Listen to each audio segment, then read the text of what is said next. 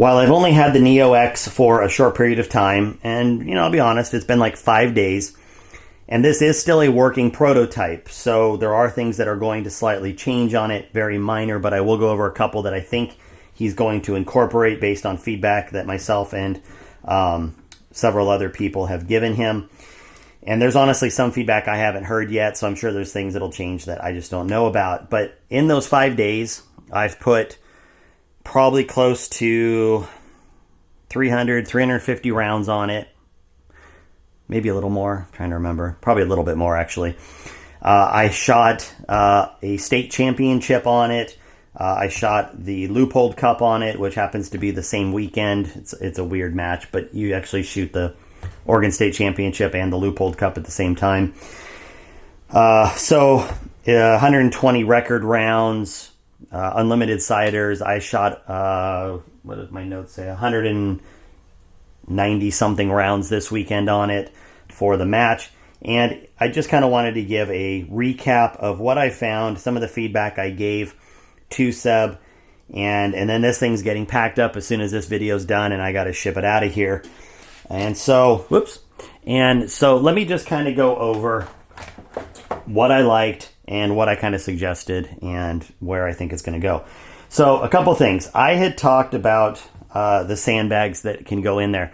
Now, I had not used these. Honestly, I really like the Delrin inserts that are right here. I think they really provide good control against the side of your stock. They are totally F-class legal, and they clean really well. Like this I should have left it on there, but this had a little bit of muck on it from the sand and dirt, and literally one pass with a towel and they cleaned up. They also are very easy to replace, and they're not going to break open on you in the middle of a match or something. Not that his seatbelt material is incredibly tough, but you don't have to worry about the sand or anything. Now for bench rest and whatnot, you're going to have sand on the sides, and there's different requirements, and I don't even know all of the actual difference between NBRSA and IBS rules for sandbags, but suffice to say, Seb has said that his rest is compliant for bench rest. So I shot it with the Delrin. I really liked it, especially for guys. I don't run an X-ring stock or something with a really high tall front at the forend, but especially for those guys that have those like 1 inch, 1.5 inch tall forends, this Delrin is ideal because it's going to have really good pressure against it.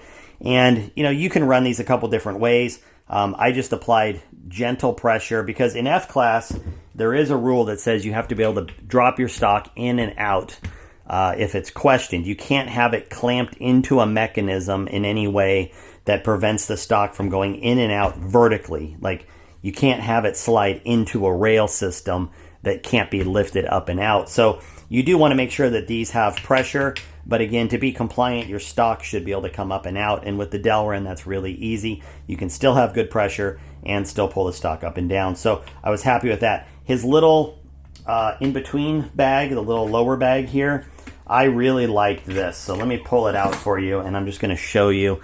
You can see that it started to take on a little bit of shape. Again, it was a new bag, but it pressed in very evenly. I didn't have any issues with settling, and he's using such a small amount of material that even if it does settle just a little bit like you see here, it's really not going to be enough to really throw you off. And it is still, again, 100% F-class legitimate. The forend is labeled. This was a mistake on my part because somebody had asked a question about how wide will this forend go. And originally, based on the marks, it says 5 inch, but what I didn't realize is that when you go all the way to the outside, that is technically 6 inch, but because there's nowhere to mark it, he couldn't label it, but it will go to 6 inch. So for like heavy gun and stuff like that, you shouldn't have a problem. In fact, Ernie, the gentleman that is the U.S. distributor, he shoots like crazy silhouette pistols that have these big 6 inch forends on them. And he sent me some pictures, posted them out on Accurate Shooter, saying, no, actually, look, John, it's bigger than 5 inch. It'll go 6 inch. Here's some pictures. So that's my bad. I went based on the numbers and had not actually measured it out. So, there you go. It will go 6 inches. Very easy adjustment, like I said. And in terms of the actual pressure mechanisms, it's just a nice, easy threaded mechanism like we've seen before, and it does apply just enough pressure. So I back off, I tighten in, and then I just apply a little bit of pressure from the side screws here. Now, I don't normally run a forend stop conventionally like this. I do it a different way, but for the purposes of testing this rest, I did use his forend stop, and I really liked it. I take mine off strictly for a weight savings, and I use a different system that really doesn't take up any weight. But this, I will say, is incredibly stable, and the fact that it pivoted and really lets you get a positive engagement was really nice. So I did like having that little bit of swivel in there, and I never had a problem with any of getting it, engaged properly. So, that worked the way it should. I ran it the whole weekend in this configuration, which is the 2 rear feet to the back, the little, the smaller one to the front, or the single one to the front, I should say. And I did run it all the time in the widest configuration like this that you see. And that really gave me a lot of room to work with. And I covered that in my last video, but just to show you again, I had all of this room in here, and I was able to, actually have like a little towel here, and I could have my ammo if I needed to. My ammo was kind of just braced on the inside right here, so I could grab it as I needed it. And it worked out really well. I was pretty happy with the way that you have the extra real estate, because on like a regular Neo, for instance, it would be more like this.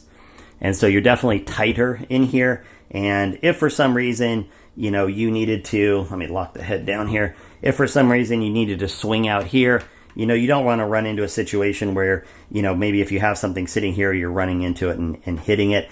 Again, a minor thing, but I will say that being able to fold these out and get the extra stability side to side, the guns just track in this thing. Like the footprint that this has, in fact, I'll measure it out real quick because it's a crazy amount of space. So you've got just about center to center, 16.5 inches center to center, and then front to back, I'll do the best I can here, but you're looking about 15 inches of front to back. So that is a huge, huge amount of space here if you look, where you've got,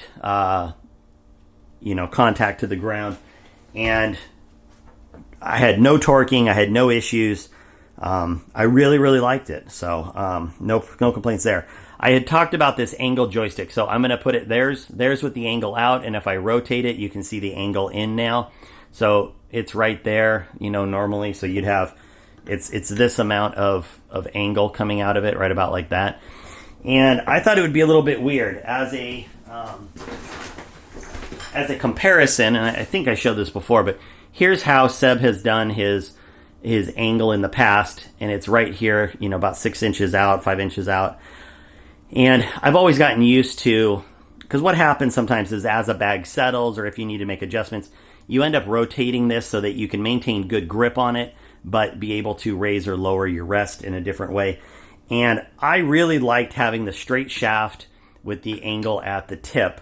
And it really felt like I was able to get my hands on it good and really make the adjustments that I needed to. That being said, I still do just fine with the angle that is bent out a little bit further. But I do think it was a nice change, and I'm sure it's got to be a little bit cheaper manufacturing to go with a straight shaft and angle it here instead of in the middle of the tube. But I don't know. I'm not a manufacturing guy. But whatever the reason, it works. I covered this on last video too. It does come with an extension. I don't have a need for it, but just to show you again, it very easily just threads on, and all of your extension is at the back end so that you maintain a very strong connection with the actual front of the rest. And then this just threads in so that there's no slop, no play, and you can easily change it out. So where does this kind of come into play? Well, if you use it for yourself, not a big deal. You can just leave it in 2 pieces like this for transport. So this will still snap into the handle. You can throw this in your range bag, and then it's ready to go. It's also very fast. For people that shoot team matches, a lot of times they'll leave the front rests up and they'll just swap guns out sometimes. And in this particular case, you might have somebody that shoots a standard wood stock with a shorter forend, and maybe your next shooter has a Z-rail or something that really reaches out there, one of Cirrus's stocks that really gets out there. And in those cases, you need the extra length. You could just, screw this on for your next shooter and you'd be ready to go. Either way, I think it's great that he includes this in there. People have asked about the price. Look, it is August of 2022 making this video. I have not gotten a confirmation on pricing. All I have heard is that it will be most likely somewhere in the $1,600 range. I don't have any reason to suspect that he's going to dramatically change that, but please understand it could go up or down a little bit depending on the ultimate production piece that goes into it. Let me talk about one of the big things that I asked him to potentially change that is a very simple thing, but for me it kind of made a big difference, which is the feet. So the feet are designed in a way, let me unlock this one, so that they slide out. And I've covered that, and it's a great feature. I love it. Because I've always struggled, throwing this into the back seat of my truck or something. You don't want the feet like this to puncture your seat or scratch up your leather or whatever it is. Even in the back bed of a truck, these things can get, pretty aggressive depending on what kind of coating you have in the back of your truck. So a lot of times people put like rubber covers over these or something like that. Well, he did design it so that you can flip it upside down like this and lock it in and then basically use this as the foot. So that's what I did all weekend. When I went to practice on Friday, I would simply take it out of the car, I would flip these over, and then, get on position, make my adjustment and go. When I was done shooting, I would flip it back over. And initially there's a bevel on the top that allows this nut to lock in, but it isn't on the bottom side. So on the underside, there's really nothing that allowed it to really lock in place, if you will. And so, whoops, I have it the wrong way. And so because of that, if this doesn't get really cranked down, if it loosens up a little bit on the ride, the foot can wiggle out. So he's going to go ahead and bevel the underside also so that the top and bottom are equal. So for people that want to use this as a non-damaging feature to their vehicle, you can just close this up a little bit and it'll lock the foot right in. So I'm glad that he considered doing that, and I look forward to seeing that in the production model. The feet themselves, there's been concern online that I've read. Somebody had posted saying, you better buy extra feet because you're going to lose them or you're going to potentially lose them. And I'm just going to tell you that's not a reality. The way that this washer, I won't say it's not a reality. You'd have to really try. So if this is even remotely screwed down, even if it's loose, these stay in the way this is designed because of the bevel that's in there. So these are backed off pretty far and it still won't come out. So as long as you do your job to just doesn't have to be tight, just even loosely tighten this down, these feet aren't going anywhere. It's not to say that it can't happen, but I can't see it being any more likely than leaving your F-class feet at home and saying, well, I wish I had another one or something. I mean, is it something that could happen? Yes. Is it something that is likely to happen? I don't think so because of how it's designed. Let's talk about the feet for a second themselves. So Seb does now sell his own F-class feet. For a long time, he hasn't, and he has gone to kind of to me, it's sort of a hybrid design. It's got a little more size to it, similar to like a Phoenix foot or something, or some of the other aftermarket feet on the market that work well. But instead of being a complete dome, it does have a shaft to it. And I'm a big fan of these wide base, shafty style feet. These sink into dirt and rocks, especially if you're in like 3/4 minus, like really big rock. These go in real well and provide good bracing. The size is good. And here's something that's kind of neat about the way he has his screws set up. When you take off the foot, you will notice that these feet do have a lock screw, which isn't, a novel idea, but he does have this dead spot in the middle where there's no threading right here. And that is set so that it is perfectly where these feet thread on, and that set screw locks in so that even if, I'll show you. So obviously if it's tight, it's not going anywhere, but if this were to for some reason loosen up a little bit, it stops, right? Because now it's going onto the thread and trying to come off the thread. And so if they loosen up for some reason, you're not going to lose your feet immediately. So I do like that. All right, let me put this back on real quick. Transport-wise, it's great. It's under 20 pounds. If you keep some of the other features off of it, like the handle and stuff like that, again, you can get it down even lighter. maybe in the 18-pound range. I found it very easy to maneuver in and out of my truck, no problems. The tools that it comes with. Now, Seb has always given a good toolkit of Allen wrenches. In this particular case, he now also has this little hand screw, which will fit everything that it needs to, and then a T-handle as well. So I used all these tools at one time or another to, play with something or take it in and out or whatever. And I did not need anything else from my workbench. So there's times where the T-handle gives you a little added pressure. There's times where you need the actual Allen head to reach a tighter place. This gives you good control when you're tightening or loosening some of the head adjustments. So everything in there is exactly what you need. And the fact that he gives it to you, I think, is great. When I initially got the unit, I wasn't sure if all of these terry cloth pouches were actually part of it, or if that was just like shipping it to me kind of thing. But these do actually come with it. Each of these is designed to hold on to one of the feet and keep it protected.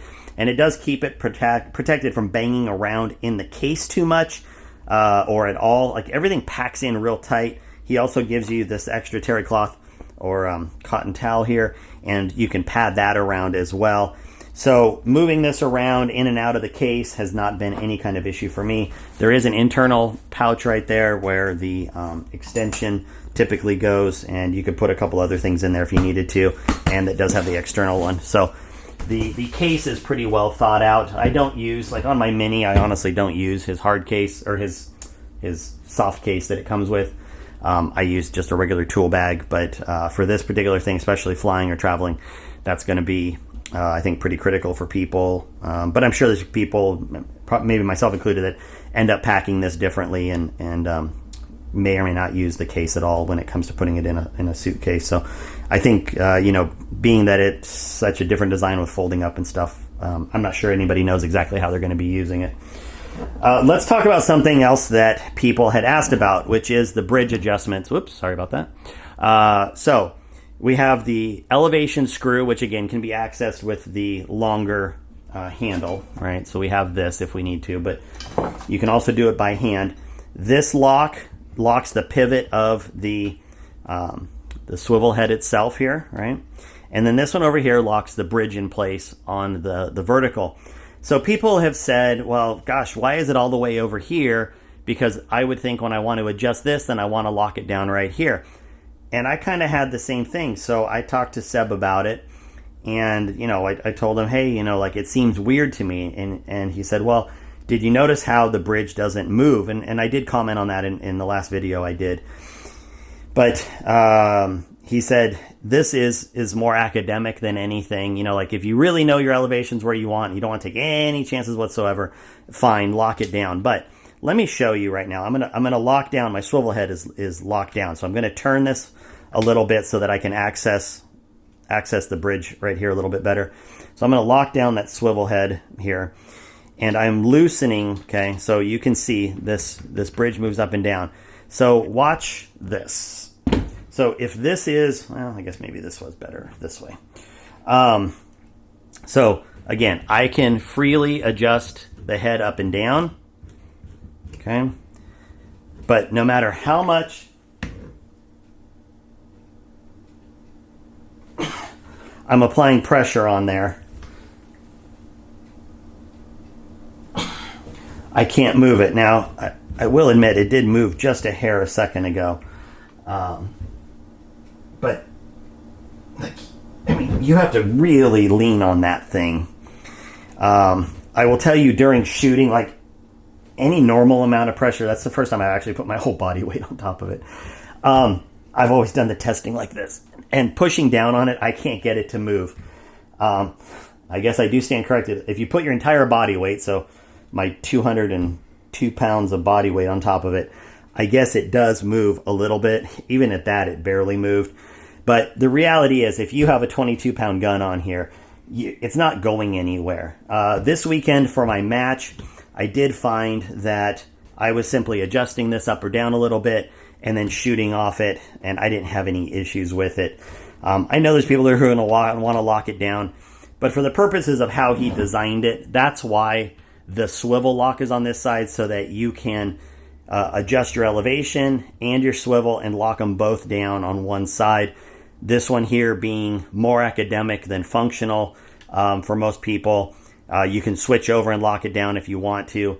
But I will just tell you, during the course of normal shooting, this thing wasn't moving. Now, if I lock down the head, it doesn't go anywhere. So, I know there's going to probably be some contention over whether you do or don't need to lock down the bridge. I'm just simply explaining why he designed it the way he did. And, if you want to lock it down, great. Come over here, lock it down. Now it definitely isn't going anywhere.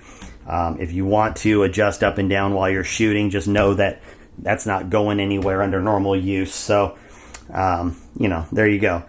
There is some talk that it may not have all of the levels on it. They are a little excessive. And I think no matter what level ends up staying in what position or where, like maybe he keeps all three, maybe he keeps these two and not that one, or keeps this one and not these two. I have no idea what he's going to do. It really doesn't matter. All these are is reference levels. You're going to know how your gun's lined up and level based on how these are level. If your gun says level is, where the bubble's all the way on the left of the line, great. You set up your front rest, you put the bubble over on the left, you're good to go. If it's dead center, it's dead center. Mine happens to be a little bit more on the right side. It doesn't really matter. This is strictly a reference for you because the rest, in most cases, is never going to perfectly align with your rear bag and stock. And even if your stock, action, and front rest always perfectly align, you're going to have situations where either the dirt in the front doesn't allow you to perfectly level the rest, or your rear bag is maybe on a donut and you're having to adjust just a little bit because of rocks. So again, the levels are reference points. What's on your gun is what really matters. Seb will tell you the same thing. But don't be surprised if you see a different, somehow something different with the level system on it. I did not shoot from the other side, meaning flipping everything over, but I can't imagine it would be much different. I know a lot of bench rest guys are going to shoot with the small leg towards them. One thing I did play with, and I wouldn't recommend it, but I did want to see, is when I was testing on practice day, I did try moving the leg. There's no lock for it, so this can move until you get all the way to that side. But I did play with, how does it shoot if you were to move the leg one way or the other for whatever reason, if there was an obstruction. Technically, it does shoot, but you are going to get pretty unbalanced. I wouldn't recommend it, but I don't know. Maybe there's a weird situation where you just have to. But really, it is designed to shoot in the locked position forward, or the rear legs being in either this or this configuration locked. But I don't know. People do different things, so I guess see what happens. Other than that, I don't really have too much else to say about it. I love it. I was really happy with how it shot. I ended up winning the Loophole Cup with it. And, and on top of that, you couldn't help when people came over and were just awestruck by the design, because it is a pretty good looking front rest there. But function wise, definitely takes the cake. So anyway, I told you guys I would do a follow-up video after I was done with my match. I am going to be boxing this one up. I have no idea when mine is actually going to arrive. And yes, I do have to pay for mine. But in this particular case, it was nice to be able to play with a prototype for a few days and be able to give some feedback. I know a couple of the other top shooters around the country have been using this, and I think it was out at the Colorado State match this weekend. It's been at a couple other big matches. I'm sure those guys have even different feedback, and Seb is pretty receptive to all that. So while I don't expect any major changes to it, I suppose by the time he puts out the actual released version, there will be little tweaks here and there. So, look forward to the improvements. But even if this was the final version, I can tell you it's just amazing to shoot off of. So I hope that helps everybody out. Once I get mine, I don't want to completely destroy this thing and take it apart. Because other people have to shoot on it, and I would like for other people to shoot on it in the same way that it was sent to me. And if I take it apart, technically I might be, improving or hurting you know, how it was sent to us in terms of the lubes that are in there and stuff like that. So for the fact of being a straight prototype model, I'm not going to delve into the head, but trust me, when I get mine, that head's coming apart, and we're going to take a look at, you know, what's inside and what it looks like. So hope this helps. I know a lot of people have already been watching the videos and ordering it. If it is something that you think you are going to want, don't hesitate. Seb products typically, when they come out, are a 6-month to a 12-month wait. And I don't think this is going to be any different. So I appreciate you guys for watching. You have a good one. We'll talk later.